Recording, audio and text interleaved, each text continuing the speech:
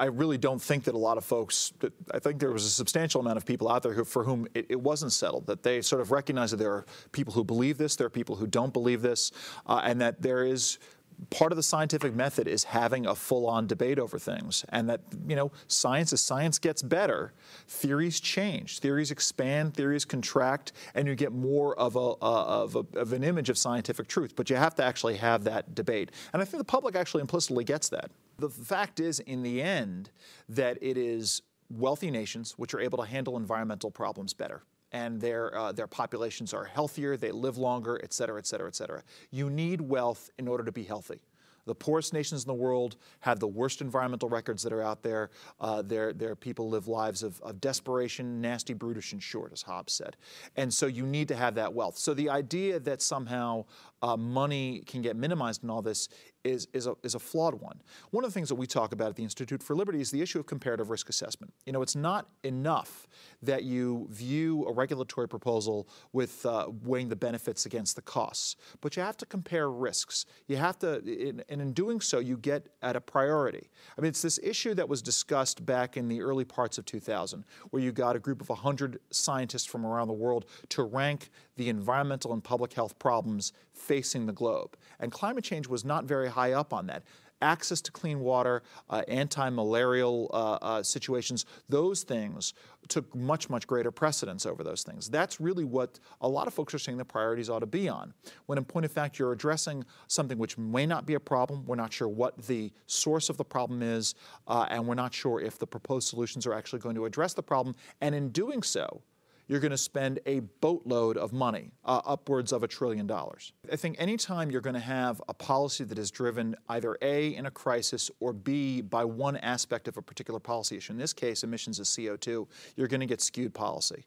The fact is, yes, there's an absolute place in our energy portfolio in America for alternative and renewable fuels. We need those things. I was on the Board of Governors of the American Biofuels Council. I'm a firm believer in algae-based fuels. I'm a firm believer in hydroelectric power. But you have to have balance in that portfolio. You can't have everything being carbon-oriented. You can't have everything being alternative-oriented. It just doesn't work. So you need nuclear. You need, as I said, hydroelectric power. But that's to say everything comes with costs as well, and you've got to assess those things. There are pros and cons of everything in our energy portfolio. As my father tells me, you know, up until several thousand years ago, North America was covered by an ice sheet. And in point of fact, that glacier did melt over the course of time. It retreated.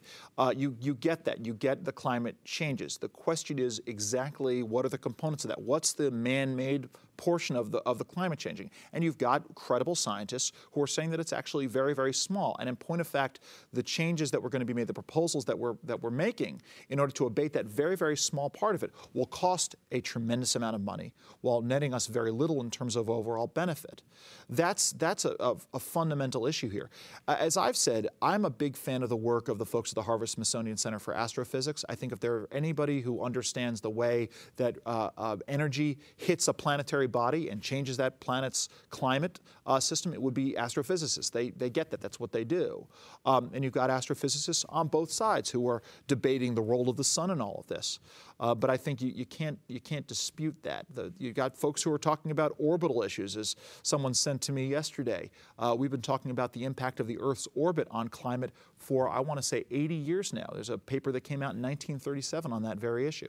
If I'm wrong, I have a great deal of faith in mankind to find our way out of this, out of whatever difficulties we find ourselves in. It gets to this idea of what Malthus talked about. You know, Malthus talked about the carrying capacity of the Earth. And I'm not someone who believes necessarily in what they call an infinite Earth scenario. But the fact is, as Earth's population has grown over the last 200 years markedly, Malthus talked about massive amounts of starvation because we could not grow enough food. But in point of fact, man has found ways to provide ourselves with a great deal of food. And in fact, starvation and hunger are political issues as opposed to scientific issues dealing with the Earth. And so I have a great deal of faith in mankind to find these things. I have a great deal of faith in mankind to find the next great wave of energy, but I don't think you need a top-down, carbon-driven, anti-carbon-driven energy policy in order to get us there. I think you find ways to tap into man's ingenuity, the same things that got us beyond the speed barrier, that got us the bomb back in World War II. I mean, those sorts of ways of doing things, an X Prize, a Manhattan Project, you can get us there. But doing it in this way is a foolhardy way of doing it. Policy made in a crisis is always bad policy. Always. I can't think of a single situation in which we've made policy in a crisis in which we have not made fundamental mistakes. Setting aside the weather issue, I think, anybody, in terms of what's near and dear to them, all politics is personal, as someone famous once said.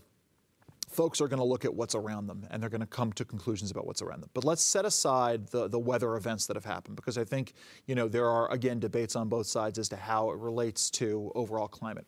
The fact is that when you look at the emails that were out there, this is what gets to you. You can debate climate, but you have what the scientists themselves have said. And a concerted effort, it's becoming very clear that there has been a concerted effort out there to keep skeptical climate science out of the public spotlight.